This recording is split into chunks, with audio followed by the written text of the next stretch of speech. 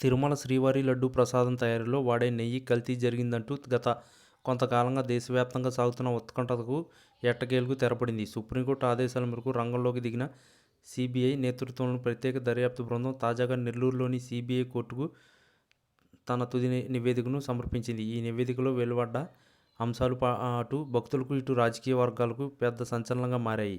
గత 15 నెలలుగా 12 రాష్ట్రాల్లో విస్తృతంగా పర్యటించిన సిబిఐ బృందం లడ్డూ తయారీలో ఉపయోగించిన నెయ్యి నాణ్యతను శాస్త్రీయంగా విశ్లేషించింది. ఈ నివేదికలో సిబిఐ పేర్కొన్న ప్రధాన అంశం ఏమిటంటే తిరుమల లడ్డూ ప్రసాదం తయారీలో ఎక్కడా జంతువుల కొవ్వు కానీ పంది మాంసం లేదా గొడ్డు మాంసం కొవ్వు వాడినట్లు ఆధారాలు లభించలేదని స్పష్టం చేసింది. గతంలో వచ్చిన ఆరోపణలు కేవలం రాజకీయ ప్రయోజనాల కోసం సృష్టించిన కావచ్చని పరోక్షంగా ఈ నివేదిక సూచిస్తుంది.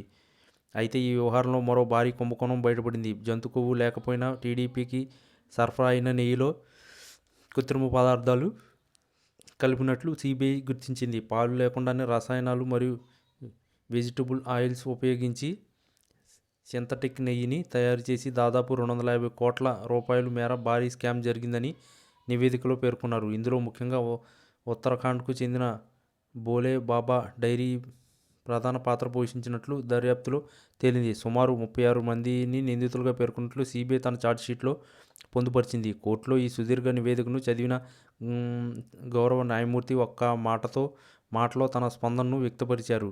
భక్తుల మనోభావాలతో ముడిపడి ఉన్న ఈ ఇంతటి పవిత్రమైన విషయంలో తప్పుడు ప్రచారం చేయడం సరికాదని అభిప్రాయపడుతూ అసలైన దోషులు ఎవరో ఇప్పుడు తేలిపోయింది అని పేర్కొన్నట్లు సమాచారం. ఈ వ్యాఖ్యలు మాజీ ముఖ్యమంత్రి జగన్మోహన్ రెడ్డి పాలిట వరంగా మారాయి. ఆయన హయాంలో కల్తీ జరిగిందని ప్రస్తుత ప్రభుత్వం చేసిన ఆరోపణలు ఈ నివేదికతో పటాపంచలయ్యాయి. జగన్ తల మీద పాలు పోసినట్లుగా ఆయనకు రాజకీయంగా పెద్ద క్లీన్ చిట్ లభించిందని వైసీపీ శ్రేణులు సంబరాలు చేసుకుంటున్నాయి. మరోవైపు ముఖ్యమంత్రి చంద్రబాబు నాయుడు మరియు ఉప ముఖ్యమంత్రి పవన్ కళ్యాణ్ గతంలో చేసిన సనాతన ధర్మంపై దాడి అనే ఆరోపణలకు ఈ నివేదికతో గట్టి ఎదురు దెబ్బ తగిలినట్లయింది. ప్రయోగశాల నివేదికల్లో కనిపించిన వాల్యూ వ్యత్యాసాలు కేవలం వెజిటబుల్ ఆయిల్స్ వల్ల వచ్చినవే తప్ప జంతు కొవ్వు వల్ల కాదని శాస్త్రీయంగా రుజువు కావడంతో జగన్ వర్గం ఇప్పుడు ఆత్మరక్షణ నుంచి దూకుడుగా విమర్శలు చేయడం ప్రారంభించింది. మొత్తం మీద తిరుమల లడ్డు వివాదం ఒక పెద్ద కుంభకోణం తేలినా అది జంతు కొవ్వు కలిసిన అంశం కాదని సిబిఐ తేల్చి చెప్పడం ఈ కేసులో ఒక కీలక మలుపు.